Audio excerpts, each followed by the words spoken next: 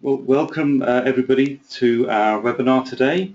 My name is Tim Dixon, a Technical Program Manager for the IEA Greenhouse Gas R&D Program. And today we have a webinar for you on offshore monitoring for CO2 storage, current status, challenges and future direction.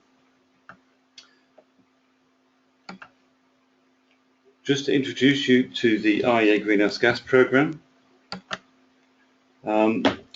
The IEA Greenhouse Gas R&D Program, to give it its full name, the IEAGHG, as it's shortened to. We're a membership-based organisation with 35 members of countries, companies and organisations around the world. Our members define our technical work programme. We've been active since 1991.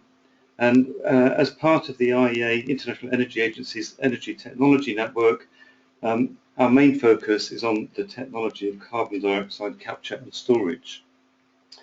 Just to make the point that we're a technical-based organisation, the work we do is policy relevant but not policy prescriptive.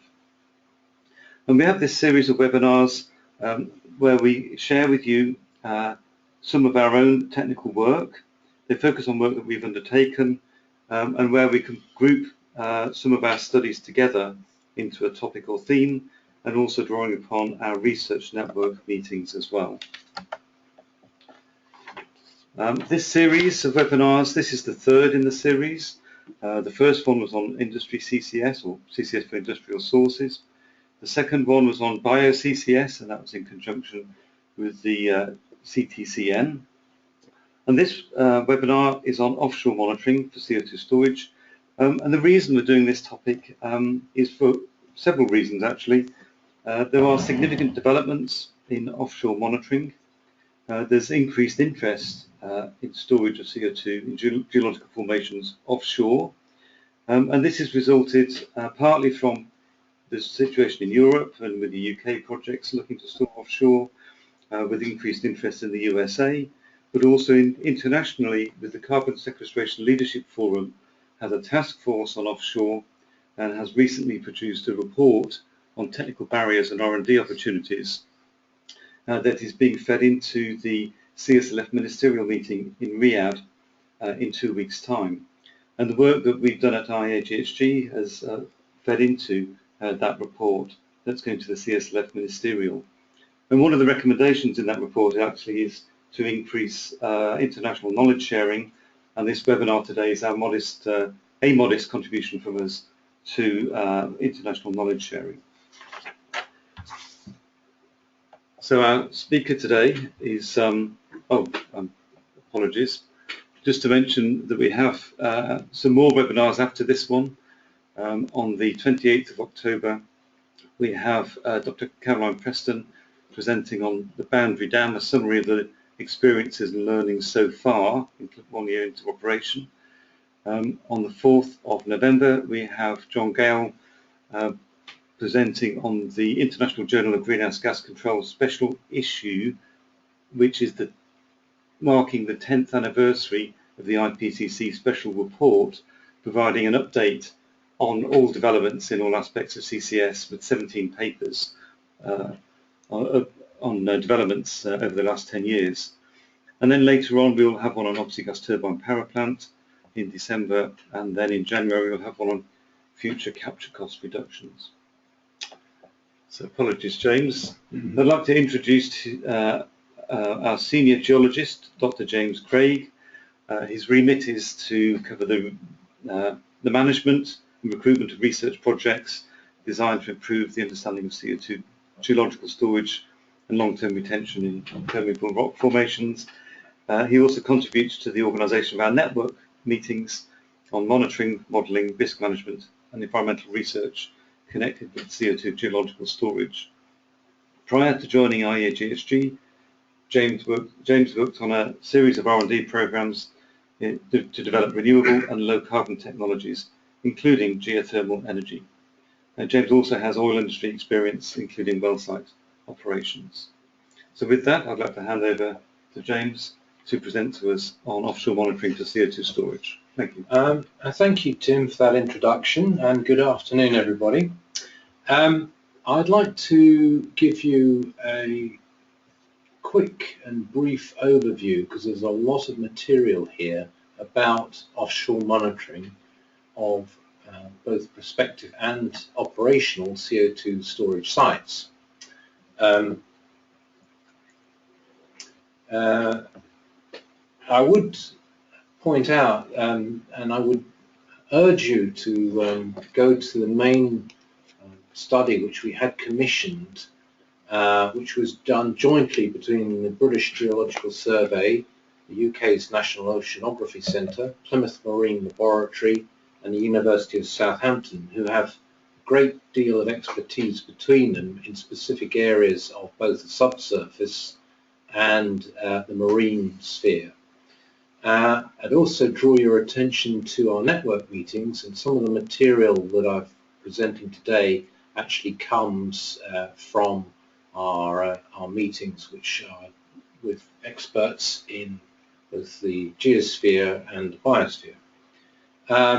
We have a glossary to present to you at the end, and the references which form the backbone to the material you'll see today.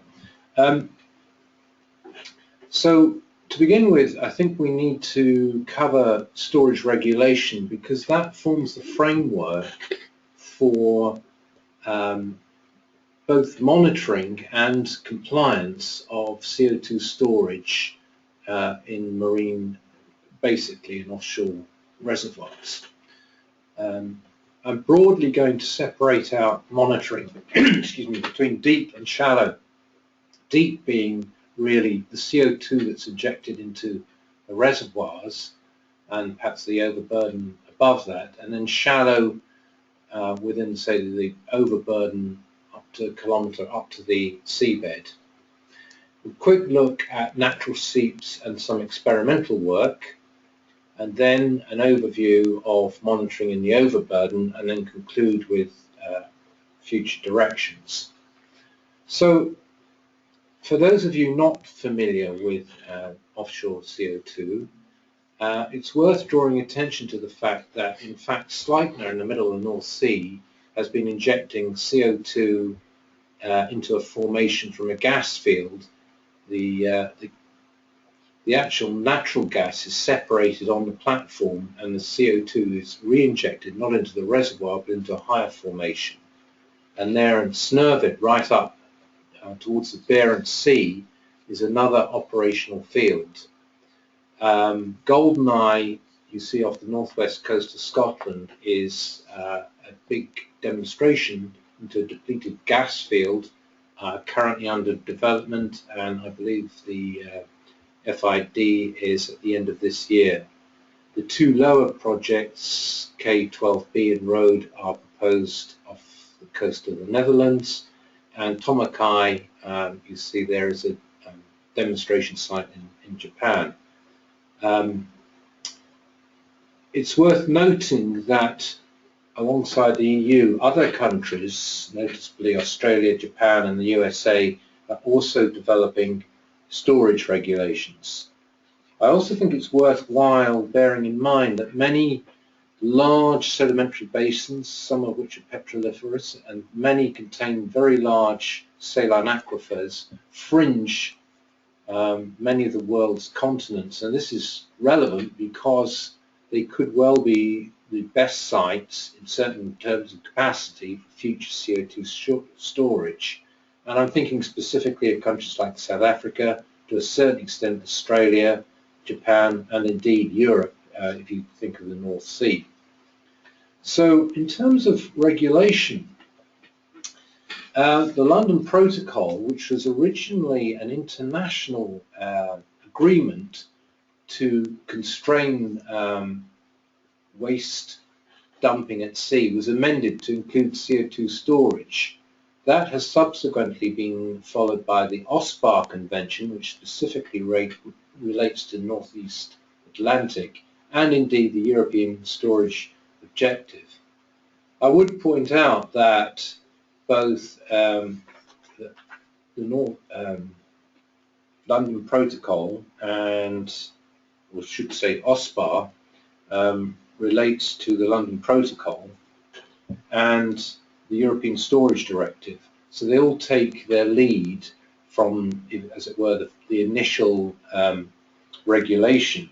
Of course, this is fundamental. It is obviously designed to make sure that there are strict environmental controls and operational protocols, as you can see.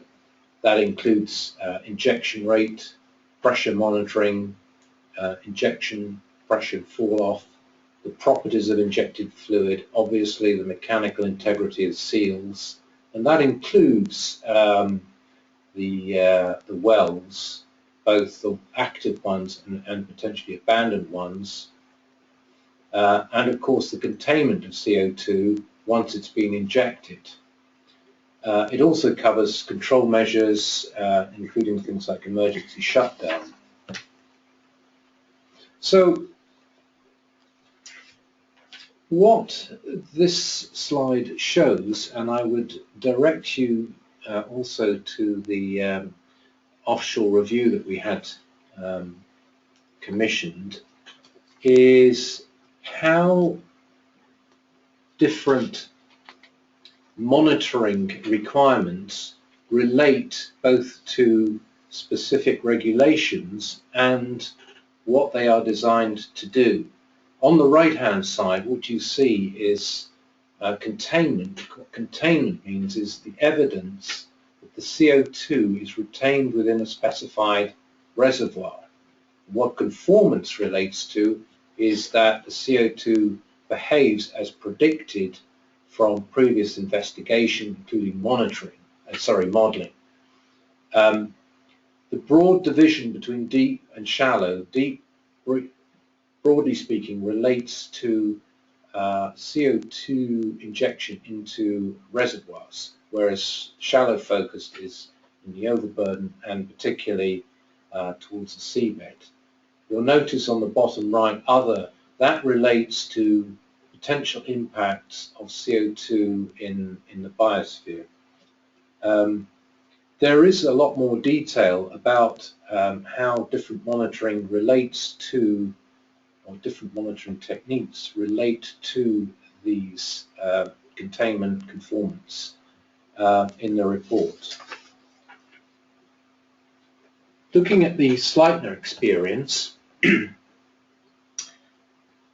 the deep monitoring is basically color-coded green and has been carried out. And I'll show you an example of how it is used to monitor the progress of CO2.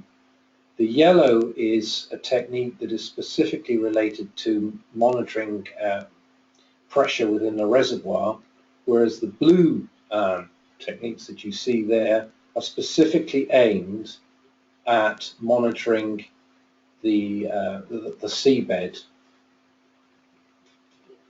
So, to give an example, this the top suite of diagrams, actually not images, show are a time sequence beginning in 1994 and progressing through to 2010 on the right. And what they show is seismic profiles taken periodically over the same area, as it were, taken over a number of years. And what you can see is, first of all, detect the presence of CO2 highlighted in pale colours, and you can see that it's progressive extension. The lower suite of images show the same feature in map form, and if you look carefully, the black dot denotes the injection point, and what you can see is the progressive migration of CO2 within the reservoir. Looking at another example, you recall Snøhvit, which is the field in the Barents Sea. Here we have a map view, so this is actually looking down on the reservoir. These images are compiled from seismic, and what they show, again, the white dot you see is the injection point, is the original Snøhvit reservoir. The black lines that you see are faults. These are major discontinuities between different sections of rock. And what you see on the right is the pattern of CO2 distribution within the reservoir. What the operators found, and this is a classic example of complementary monitoring techniques, the downhole pressure within the reservoir was modelled, which is the orange line that you see, and measured with a pressure monitor. As you can see, the measured observation matched the modelled prediction. But it also shows, and you'll notice that there have been a series of complementary seismic tests. What it shows is a progressive build-up of pressure within the reservoir to the point that it's reaching the fracture pressure of the cap rock, at which point the operators ceased injecting so as not to compromise the cap rock, and then re-injected into a much higher formation. Now, quickly moving on into the biosphere and the significance on how monitoring is used to test whether CO2 is having any effect. I think it's worth noting, maybe an obvious point, but summarized in this slide, that CO2 is an integral part of the carbon cycle and indeed of respiration between plants and flora and fauna within both sediment and the sea itself.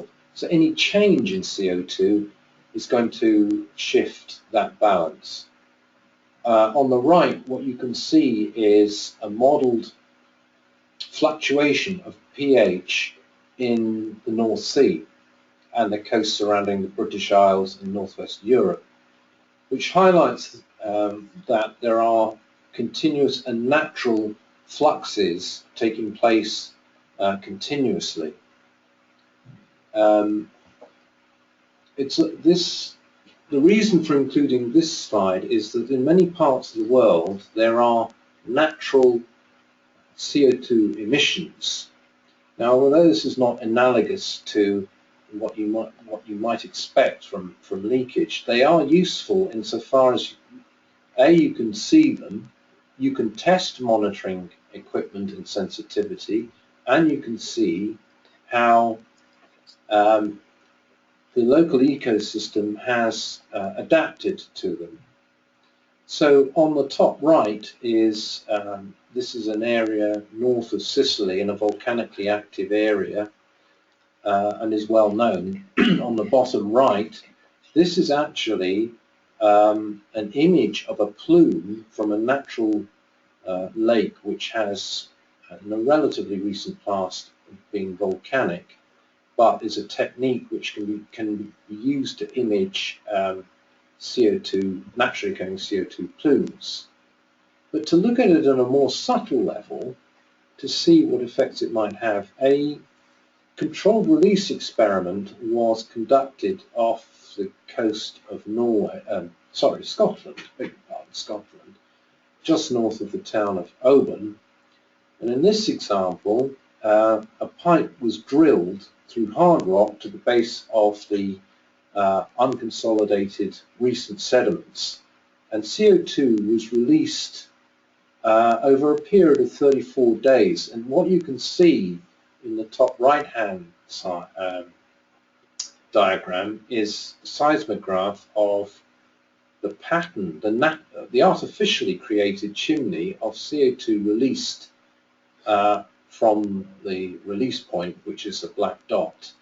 And then eventually the bubble stream, some of these CO2 was released into the sea, strictly under controlled conditions, and it was then monitored. Now, we don't have a lot of time, so this is just taking one example of what the monitoring showed. A lot of parameters were monitored, including the reaction of the local fauna and flora, but also changes in pore water chemistry and the actual physical detection of bubbles. And what this slide shows is actually the fluctuation in dissolved inorganic carbon within the sediment column. And if you notice that there are wide variations in the concentration of the dissolved inorganic carbon, which also took place during the, not just spatially, in other words in the distance from the injection point, but also through time. So after 34 days, the DIC, the dissolved inorganic carbon, reached a maximum, but by day 54 it had reverted to background. Now, the explanation being that diffusion may have been too slow, there may have been other processes such as advection, tidal influences, possibly mood precipitation, but certainly the influence of spatial variability. Moving on now to some modelling work, which is pertinent to the question of monitoring and therefore detection of CO2. What you see on the right is a time sequence of modelled CO2 plume. The red colour denotes the highest concentration, the blue the least concentration of CO2 in seawater. And as you can see, through time the plume grows, but the distribution is not universal or uniform or spherical. It follows an unusual pattern driven by the tidal influence of the sea. What this means is that early detection at any one point is very much dependent upon where the detection takes place and for how long. So any monitoring system really needs to be able to cover areas of tens to hundreds of square kilometres. I think it's also worth pointing out that the modelling clearly shows the influence of tidal flux. So what can we say? Some of these conclusions come about through the research done on monitoring marine ecosystems. It's quite clear and it's well known that marine communities change over long periods, not just annually, but over decadal time periods. The risk and impact associated with CO2 storage will depend on the prevailing ecology of different marine systems, which are influenced by a number of other factors, not least climate and indeed seasonality. It's also well known that different marine organisms respond differently. Some are more tolerant, some less tolerant, and indeed the life cycle stage. It's known that the larval stages are more sensitive to changes in CO2 dissolved in seawater. So therefore, if you do environmental impact assessments, you need to take these factors into account. And of course, if you then have good reference sites, you can make a more informed judgment about any impacts that might take place. I'd now like to cover overburden features. This is a topic that's, as it were, rising up the agenda, certainly in our network meetings. Overburden is something that occurs, is really everything above the storage site and goes right to the seafloor. And certainly in the case of the North Sea, it's an area that's been heavily glaciated and has glacial sediments up to 1 kilometre thick. So it's a big influence and needs to be understood. And if you look on to the left, you can see what are called pot marks. These are, as it were, features on the sea floor. And on the right, what you see is what's known as a tunnel valley. These were created by outwash from large glaciers hard to visualize now, but if you look at glacial reconstructions, these would have been significant features, and as the ice melted and produced, it would produce large erosional features which are now evident in the marine sediment. The central figure is a paleo channel. Actually, I think that comes from the Gulf of Mexico, but again it shows a feature which detected by good quality seismic and which needs to be taken into account, not least because the emission, there are large amounts of natural emissions from marine sediments, CO2, methane, which derive from sediments within the overburden, and these features can be seen in this seismic profile coming out of sediments which have been affected by compaction. So returning to the North Sea, an autonomous underwater vehicle was used to carry out a survey. This area is about 25 kilometers north of Sleipner, and a feature known as the Hugin fracture. It's not really a fracture at all, it's a tunnel valley. But the monitoring did pick up this feature, and some methane emissions were detected. But it then became apparent that the origin of the gases that were being emitted from it needed to be detected and their origin substantiated. And it became clear that they had, although they had some thermogenic signature, they were predominantly biogenic. Their more detailed analytical analysis of them showed that they were of shallow origin and not from a deep reservoir. So, tunnel valleys, which I mentioned before, can give rise to image artifacts on seismic that could be misinterpreted.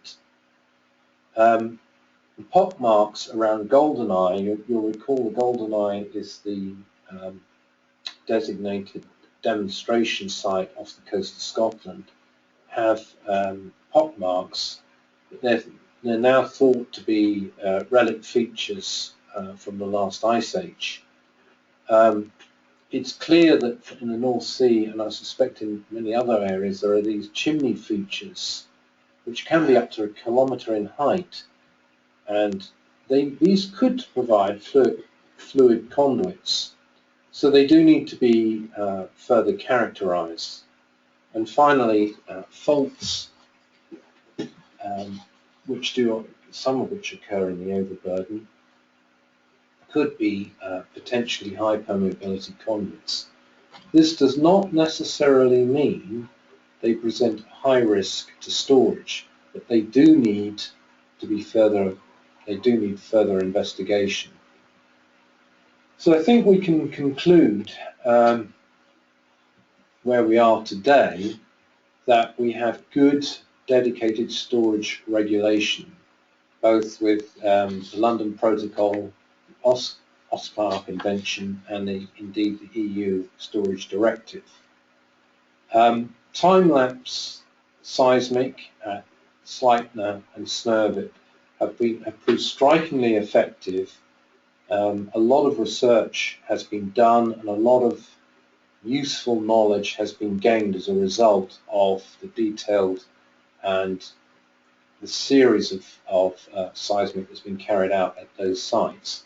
They've also provided strong evidence of conformance and containment assurance, particularly in the case of Snøhvit, where downhole pressure was combined with seismic to provide a comprehensive picture of what was going on in the reservoir.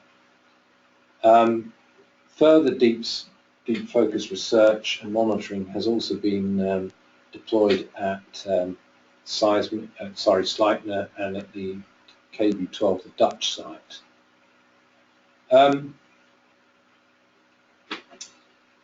Many tools for detection of shallow leakage at the seabed have been tested, both at natural and artificial emission sites, and you saw that in the case of the QICS site, and I believe there could well be more on the way.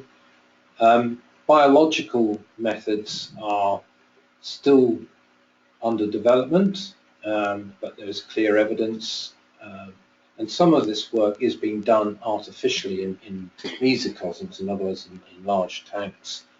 But I think what everybody needs to understand is there is a great deal of natural variation in nature, which has to be taken into account in terms of both spatial and temporal variation.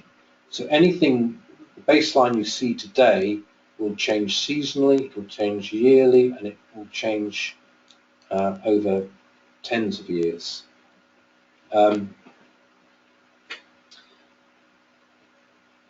I think the other conclusion that can be drawn, particularly from the Sleipner and Snervik, Sleipner certainly predated the European storage requirements, but the evidence so far is that the monitoring has shown that these operations have largely met the regulatory requirements, and that's important for the future sites that are coming along.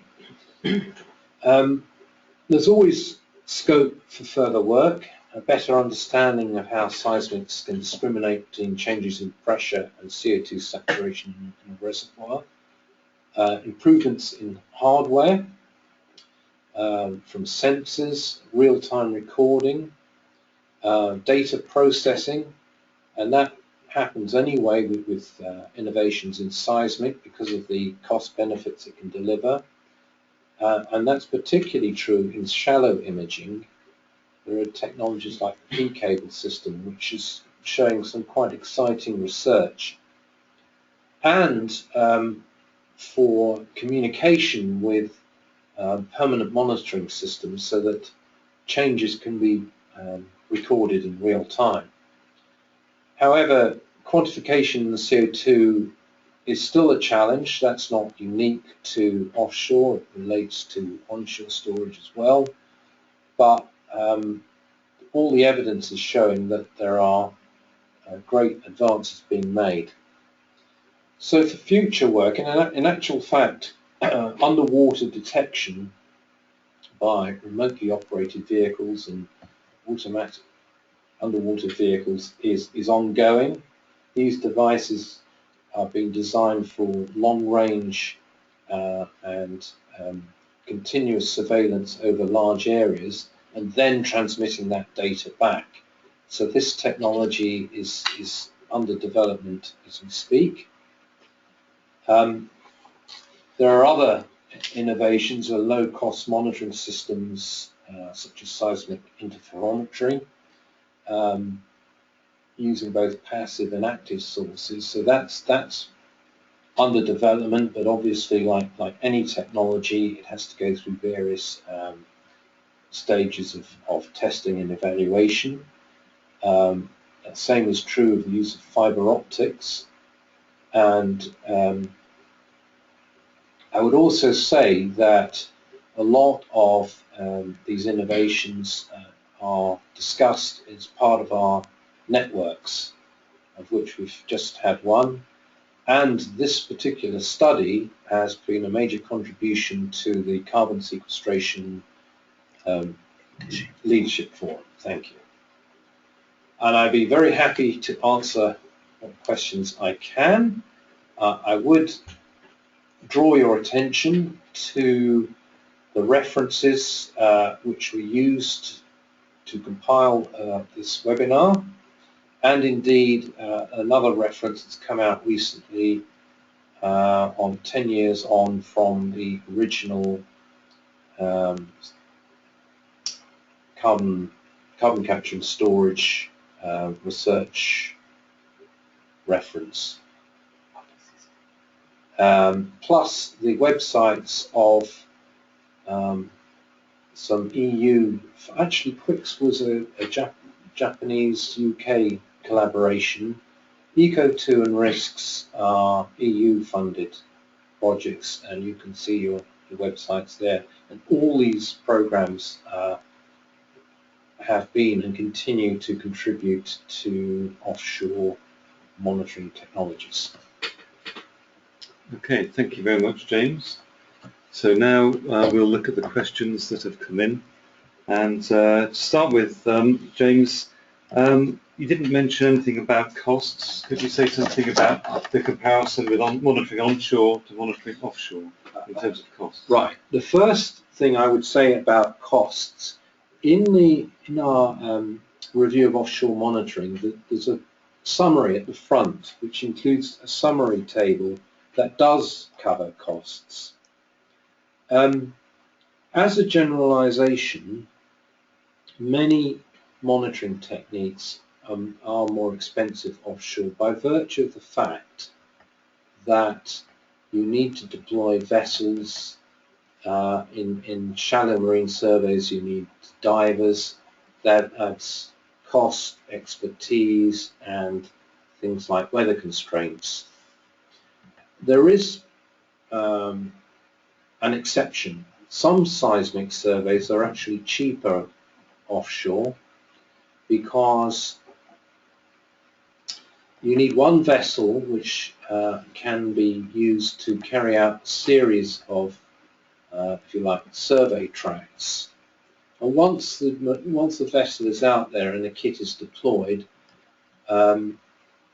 it is much more efficient than a land-based survey where access would need to be gained, geophone arrays would have to be set out, all of which is a very labour-intensive operation. And in remote areas, that makes the job even harder.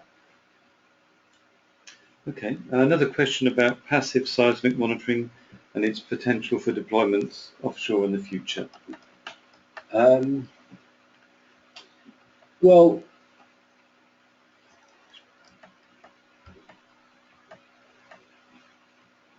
passive seismic could be effective. It depends from what position. If we're talking about a downhole type of seismic monitoring, that could be useful. I'm thinking aloud here, but that might be over a relatively limited area. The advantage of seismic surveys of the examples I've shown is that they cover quite large areas and therefore give cover a larger area and therefore give a larger view of what's happening in the reservoir. That is not to say that passive seismic won't be helpful. It's also possible that passive seismic could be useful for picking up seismic changes only from the point of view of perhaps showing movement along fractures within a reservoir. Okay. There was a question about regulations. Right. The ones you mentioned are applicable to the Northeast Atlantic and Europe, and are there developments for North America?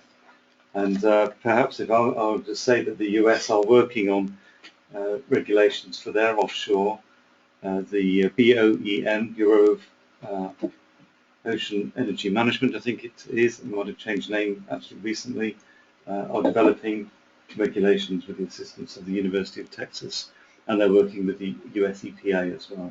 Okay. So let's find another question.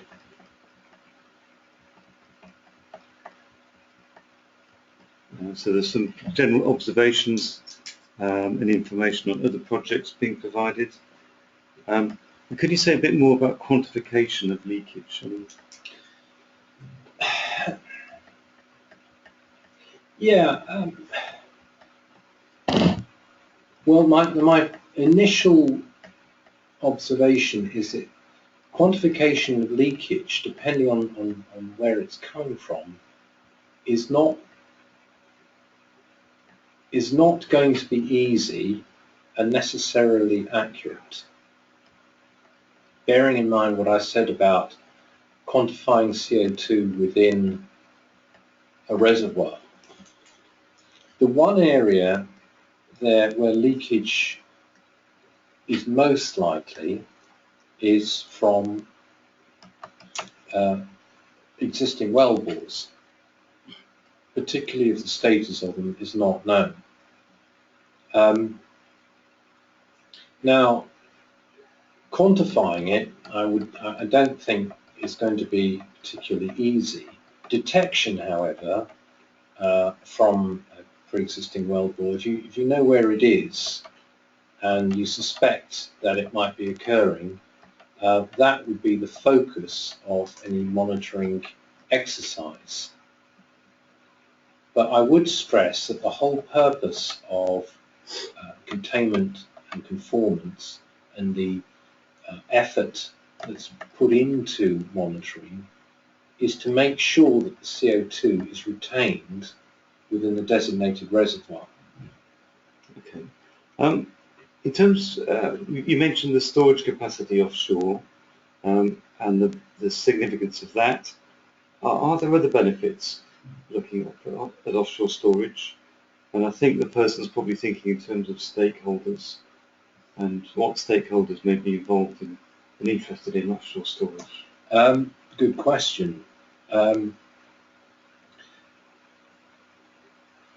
Technically, yes, there are big advantages to many offshore areas. Mature basins like the North Sea, clearly there are a lot of assets, there are pre-existing platforms, and therefore opportunities for future storage.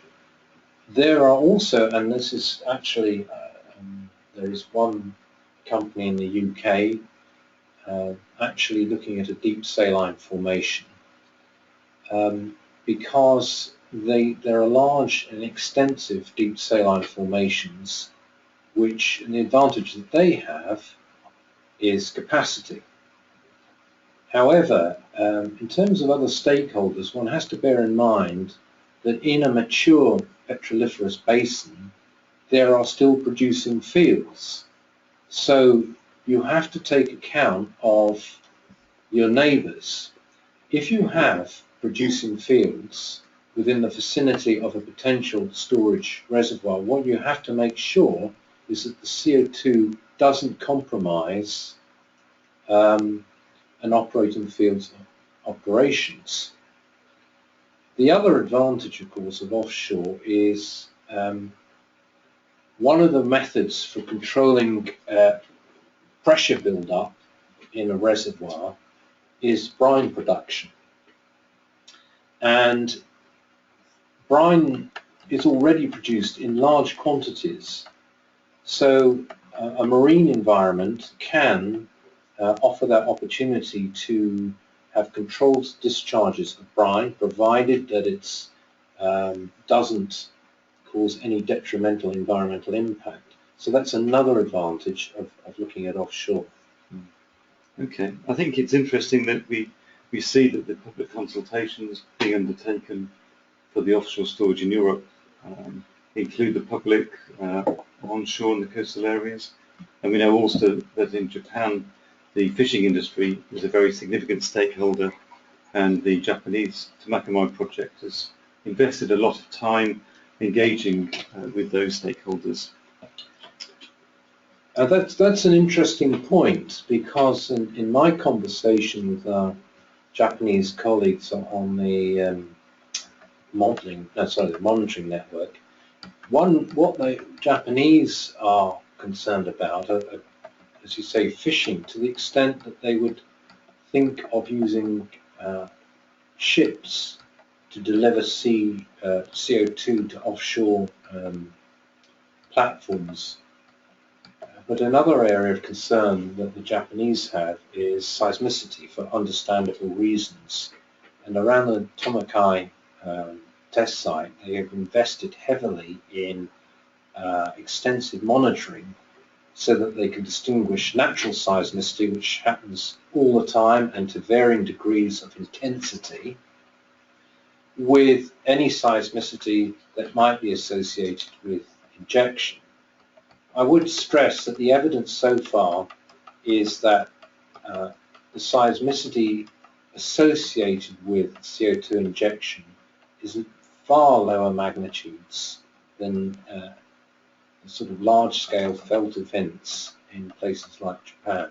Nevertheless, Japanese are very sensitive about this and have taken a very proactive view to monitoring.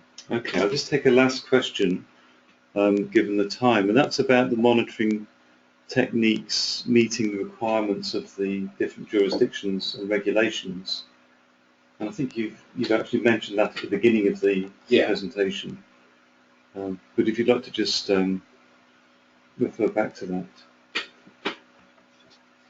Yes, as I mentioned in my talk, Sleipner and Snurvit, certainly Sleipner predated the regulations. But all I would say is that the evidence, and I'm not.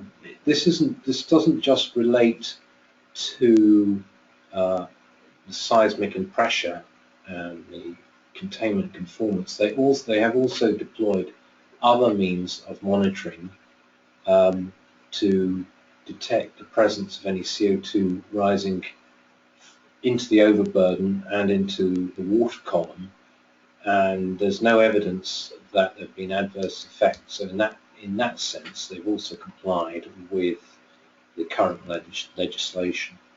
Okay. All right. Thank you very much, James. I think we've run out of time now for the questions.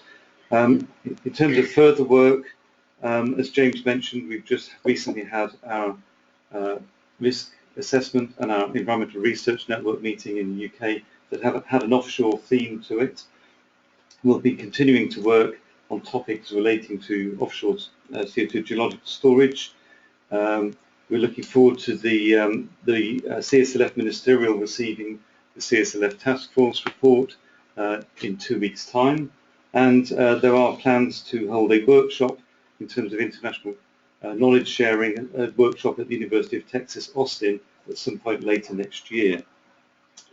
All the questions, we'll go back through and check that they've all been answered. And there will be, of course, the abstract. Call for abstracts is open for GHGT, which will be next year in November in Lausanne, and the abstract deadline is the 10th of February. And there are very many relevant themes and sub-themes within the core that are relevant to offshore CO2 geological storage. We'll check through the questions, and any that we haven't answered live, James will provide written answers to afterwards. We will provide the PowerPoints and a recording of this on the website at some point soon in the future. So with that, I'd like to draw this to an end and thank James very much for the presentation, and thank you to all of the people who contributed to that from the various organisations. I'd like to thank all of the 50 participants that we've had for the webinar and the good quality questions that we've had. And I'd like to thank Sean Twinning, who organises and runs the webinar series. So with that, thank you very much and goodbye.